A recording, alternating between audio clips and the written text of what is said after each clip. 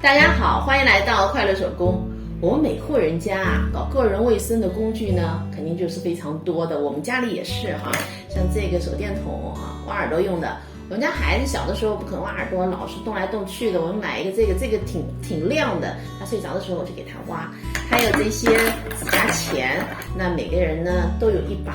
乱七八糟特别多。这种小剪刀哈，它的头非常尖，我现在就是这样子简陋的拿一塑料袋一套，这个对头呢没有很好的保护，而且有时候翻起来可能会扎到，也不安全。所以今天啊，我打算做一个收纳包，把它们呢都分类收纳起来。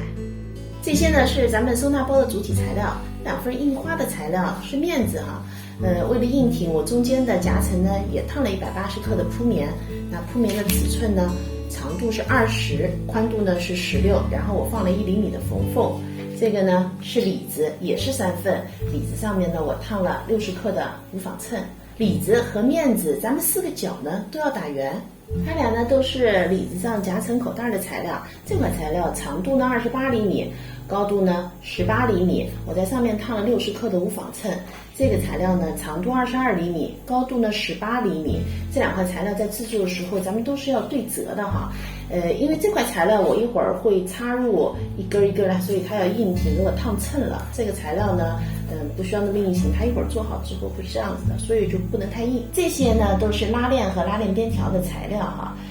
它们长度都是一样的60厘米，然后边条上面呢我烫了细细的一条铺棉，那这个铺棉的宽度是1厘米，我放1厘米的缝缝，面子呢是2份，里子呢是2份。这个呢是和拉链连接的侧边材料，它呢长度12厘米，宽度呢4厘米，所以这是铺棉的尺寸。我们需要放1厘米的缝缝，同样的面子呢是2份，咱们里子呢也是2份，里子上呢我也烫60克的无纺衬。首先呢我们把拉链边条和拉链组合在一起，那我们把这个拉链呢搁在里子上边，那里子正面呢和拉链的反面咱们是相对的，然后啊盖上面子材料，那正面和拉链的正面是相对的。我们这样子呢车一条线，这份呢也是一样的。边条和拉链呢组合好了，我啊在这儿呢又车了一道窄边，这样子我们的拉链就服帖多了哈。接下来呢我们拿出侧边，我们把侧边的这2边夹着我们刚才做好的拉链和拉链边条，这样子车一条线。这边呢和这儿咱把车条线，那这份呢也是一样的。2个侧边呢车好了，现在我们把它翻到正面，那翻到正面以后呢，我们在这2边各车一条窄边，这条就做好了。窄边车完以后，我们把多余的修剪掉，把它们呢修成一样的宽度。接下来呢，我们拿出夹层材料，我们把这个夹层材料对折，用缝纫机呢车住这3条边，然后在这儿啊，咱们是要留个反口的。翻到正面以后呢，在底部的这2边哈，我们折叠一下，然后在这儿呢车一个线段，我们把它固定在里子材料上边。这个呢就是反面烫了60克的无纺衬，我们把它呢这样子搁上去，车住这3条边。带口呢我再车一个刺绣帕，口袋呢固定好了，我又在上边呢车了一段皮筋，每间隔2厘米呢，我又各车了一条线，把它们给分开了。我打算呢用来放指甲钳。接下来我们拿出这块口袋夹层材料，我们把这个材料啊对折，把它呢固定在另一片里子材料上，这也是60克的无纺衬哈。我们把它搁上去以后呢，车住这3条线，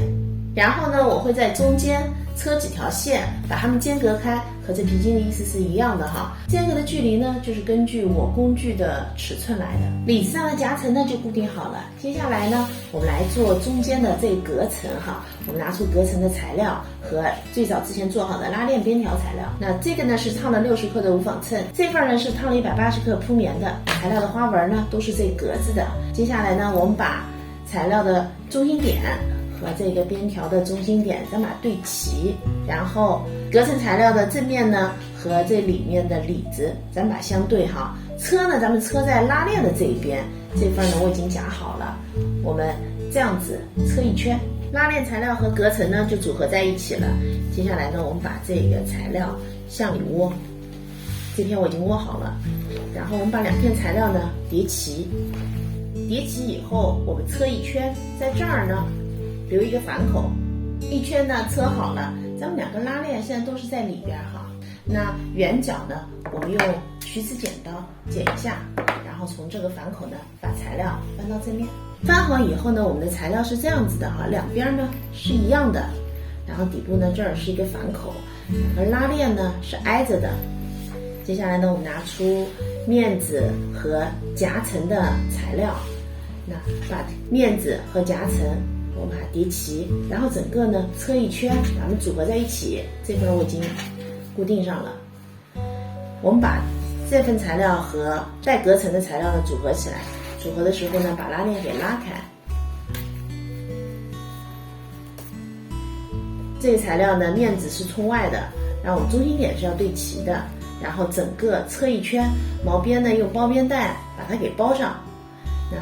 这边呢，我们组合上这份。现在整个收纳包就制作完成了，我把我们家的指甲钳也插上了哈。这个小口袋里的呢，搁的是电筒的一些小配件，就好几个灯头。那我们把它这样搁呢不容易掉。这边呢，我搁的是长一点的工具哈。咱们今天这个收纳包是根据实际大小来制作的，所以插的这些件呢就非常的合适。今天这个包啊，我感觉做好以后的唯一缺点呢，就是有点软哈。朋友们在做的时候呢，可以全部都使用180克的铺棉。这期视频内容呢就是这些了，感谢您啊花宝贵的时间来看我的视频，记得要帮我点赞哦，咱们下期再见。